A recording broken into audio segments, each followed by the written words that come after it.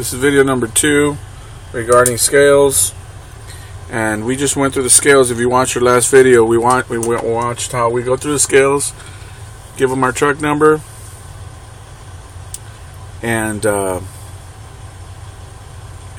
we showed you how to get on the scales. So after that, you go into the Pilot or wherever you're at, the Loves, TA, whatever, and you pay for it. And the young lady or the person behind the counter gives you something like this. Gives you something like that. Okay, this is a certificate for your weighing. Okay, so the most important thing for you is right here on the left side, right there, on this section right here. Okay, your steering axles cannot exceed 12,000, so that's 11,440, so we're good. Your drive axles cannot exceed 34, so we're at 17,320.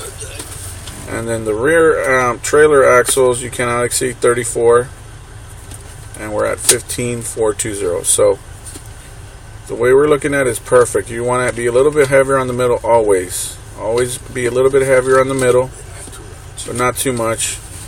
And you always want to be lighter in the back. And this is perfect. I mean, this is perfect. You want to move, shift the weight from the back. So here's maximum of 80,000, and we're at 44,180. So these are your maximums right here, and this is what we're actually at. So if we were out of weight, like say we were heavier in the back, we would move the axles, and you're gonna have to watch the other video for that, how to move your axles.